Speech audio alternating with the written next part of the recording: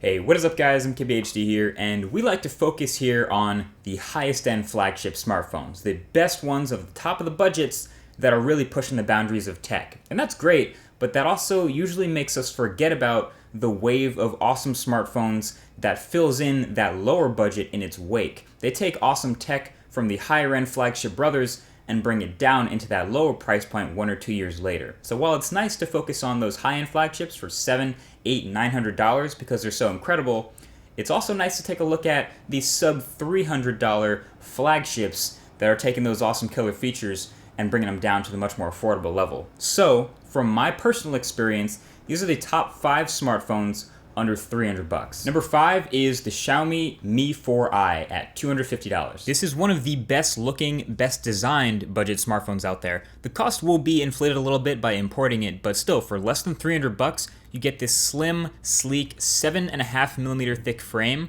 with a soft touch back that actually reminds me a lot of the Nexus 5, and it's really lightweight and easy to hold. It's rocking a pretty quality 5-inch 1080p display, and it has a quad-core Snapdragon 615, 2 gigabytes of RAM, and believe it or not, a huge 3030 milliamp hour battery.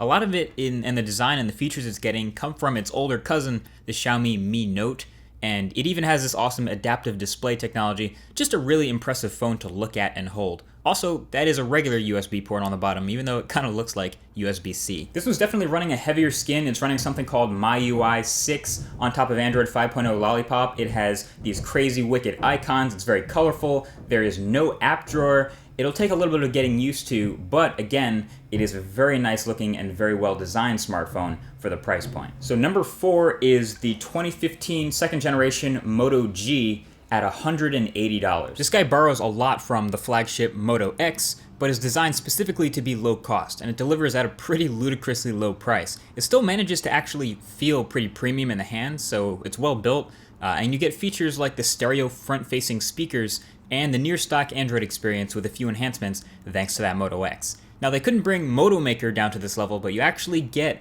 a removable back with this phone, which made room for swappable back covers of different colors whenever you want, and they threw in a micro SD card slot for expandable storage over the stock 8 gigabytes. And the specs are pretty alright too. You will suffer with a slightly subpar 720p display and a pretty weak camera, but I mean, everything else for the price, you really can't go wrong here. Oh, and shout out to the even cheaper Moto E, which brings back 4G and subtracts $30 more from the price of the already awesome Moto G. So that brings us to number 3, and it's actually a relatively new phone that's come out this year. It's the Alcatel OneTouch Idol 3, and it's $250. The Idol burst onto the scene really a few weeks ago and has quickly become a budget favorite, thanks to its big, bright 5.5-inch 1080p display and great performance. It's pretty decent build too, not too tall for a 5.5-inch screen, but also pretty thin, which is kind of nice. And it has a front-facing speakers and a 2,910 milliamp hour battery. Not bad. And honestly, it's a pretty fast phone too. It's rocking what initially looks like a super skin version of Android, but it's really just an icon pack and then some other smaller tweaks. And it's been one of the best performers on this list. It also has a 13 megapixel camera on the back, which is nothing too crazy in terms of quality, but it's definitely also quite fast. Also a neat feature up its sleeve, since it is a completely symmetrical phone on the front. If for some reason you want to flip the button placement or something, it has what's called a reversible mode, where it just flips the entire UI upside down and works exactly the same. So the number 2 best budget phone, and it's actually another one that just came out this year for the first time, is the Asus Zenfone 2, and it's $300. This phone was actually first announced a while ago, and most of its hype came from being the first smartphone with 4 gigabytes of RAM, which is great, but I haven't personally noticed a difference versus 3 gigabytes, but I'll take it. And this is another budget phone that shines for its build and its performance. It has a decent 5.5-inch 1080p display, although viewing angles, I guess, are a little bit weak.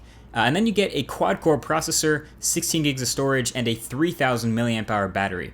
And it's built well, with a matte brushed look on the back and a pretty hefty weight to it. It's definitely not lightweight. And it has a removable back too, so revealing a dual SIM card slot and, you guessed it, a micro SD card slot. Asus went with rear-facing volume buttons to keep the sides clean, which I really like. They're not quite as tactile or as big as LG's buttons, but they're still pretty good.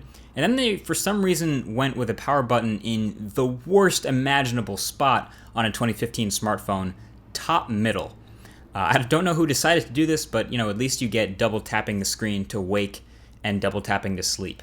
And the software itself, like I said, works pretty well. It's a skin for sure on top of Android 5.0 Lollipop, and it has an Intel quad-core chip inside that kept everything moving pretty smoothly. I could game on this thing too. You got some preloaded Asus stuff, but overall, pretty nice experience and definitely feels in the hand like a lot more than what you pay for it. So the number one best smartphone you can buy on a budget under $300 for the second year running is the oh-so-popular OnePlus One. It's gotten a permanent price drop recently. You can now buy it without an invite system, and it's now exactly $300. This guy needs pretty much no introduction. I've done multiple other videos about this phone.